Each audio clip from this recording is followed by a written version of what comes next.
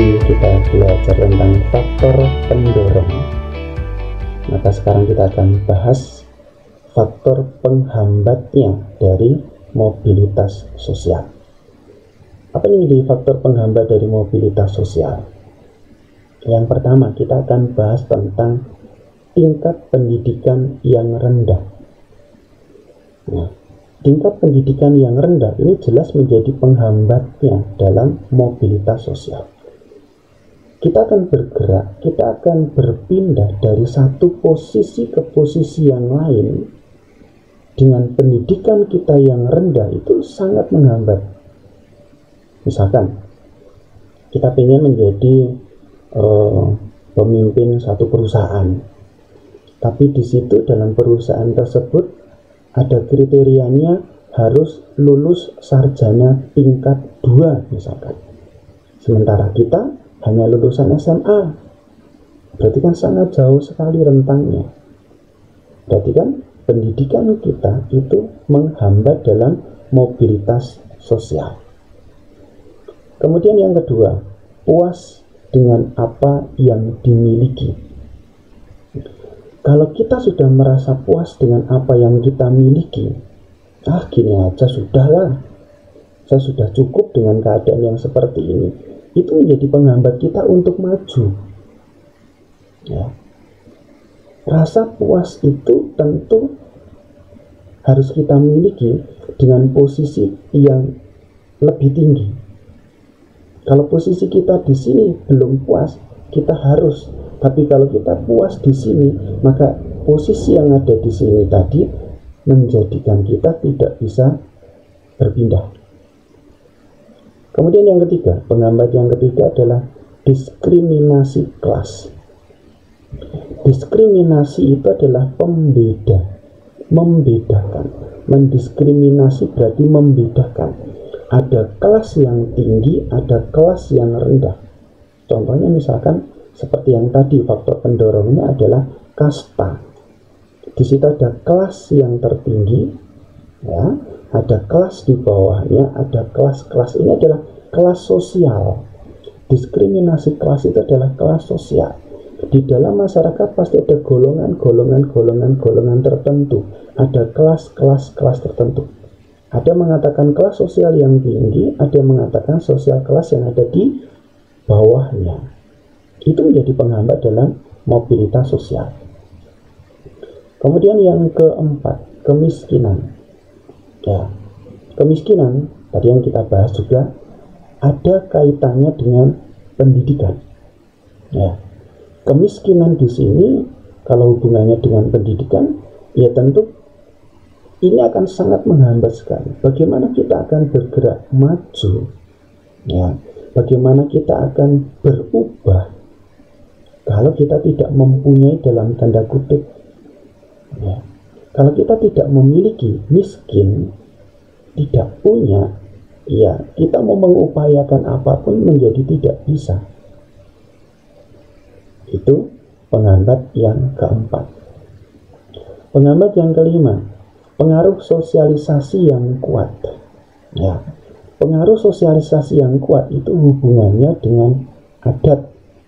Ya, misalkan ada kelompok adat yang tertutup, terisolasi atau mengisolasikan diri. Ya. Adatku atau sukuku yang paling bagus, yang paling baik. Nah, itu kan dipegang erat. Ya. Maka kalau mereka sudah memegang erat, ada sosialisasi yang kuat di situ, ya itu akan menghambat untuk bisa berubah. Itu menjadi penghambat dalam mobilitas sosial. Kemudian yang berikutnya, bagaimana cara untuk mobilitas sosial? Untuk mencapai pada mobilitas sosial ada banyak caranya. Yang pertama, perubahan standar hidup. Ini berhubungan dengan kedudukan. Ya. Jadi standar hidup kita itu dilihat dari kedudukan kita. Oh, standar hidupnya, kedudukannya tinggi, maka di situ dalam mencapai mobilitas sosialnya terpenuhi kedudukan. Yang awalnya kedudukannya posisinya rendah, sekarang menjadi tinggi. Maka di situ caranya kita tercapai untuk mobilitas sosial. Perubahan tempat tinggal, ya, orang akan mencapai pada mobilitas sosial itu juga bisa dilihat dari perubahan tempat tinggal. Yang awalnya tempat tinggalnya di daerah yang biasa-biasa saja, sekarang tinggalnya di tempat yang perumahan elit, ya, mewah gitu ya. Bukan dalam tanda kutip mepet sawah lah ya, mewah elit. Ya. Kemudian cara untuk mencapai pada mobilitas ada perubahan, yaitu perubahan tingkah laku. Orang dikatakan terjadi mobilitas dari tingkah lakunya, misalkan pakaiannya mentereng, pakaiannya wah serba mahal gitu ya. Kemudian ucapannya, orang dikatakan mengalami mobilitas juga bisa dilihat dari ucapannya, tutur katanya. Kalau tutur katanya baik, tutur katanya halus, oh pasti ini posisi kedudukannya dia baik. Tapi kalau ucapannya jelek, kata-katanya kurang baik, orang bisa menganggap pasti itu dari golongan. Nah, dalam tanda kutip lagi. Kemudian yang berikutnya, perubahan nama. Perubahan nama ini pun juga bisa menjadi cara untuk mencapai pada perubahan dalam mobilitas sosial. Contoh misalkan, ini kalau di kerajaan gitu ya, di keraton gitu ya, ada orang kemudian mendapat tambahan nama, ya, menjadi Raden, menjadi Tumenggung, menjadi banyaklah istilahnya. Yang awalnya dulu seperti ini, kemudian dapat tambahan lagi, jadi Raden tadi, jadi Tumenggung atau jadi apapun gitu ya, ada tambahannya. Ya, kemudian cara yang berikutnya, pernikahan. Nah, pernikahan ini pun juga bisa menjadi cara orang untuk bermobilitas sosial. Kalau dalam pernikahan ini, orang berasal dari golongan yang bawah misalkan, kemudian menikah dengan orang yang berada di golongan di atasnya, berarti kan di sini ada perubahan dari pernikahan. Dia naik menjadi golongan yang lebih tinggi status sosialnya. Ya. Kemudian yang terakhir, cara untuk bermobilitas sosial adalah bergabung dengan asosiasi tertentu. Asosiasi itu adalah kelompok. Asosiasi itu adalah organisasi.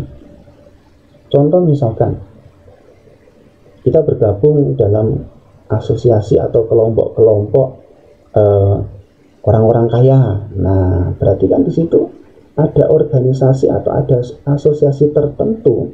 Kalau kita bergabung dengan orang-orang kaya tadi, wah, berarti kan posisi kedudukan kita, status kita masuk dalam kelompok orang-orang kaya. Ya. Contoh misalkan para guru. Para guru itu ada asosiasi namanya adalah PGRI, Persatuan Guru Republik Indonesia. Kalau masuk dalam organisasi itu, berarti kita sudah bergabung, kita masuk dalam kelompok yang diakui sebagai guru dari negara Indonesia. Oke, itu untuk pembelajaran kita hari ini. Kita akan lanjutkan untuk mobilitas sosial di bagian yang berikutnya.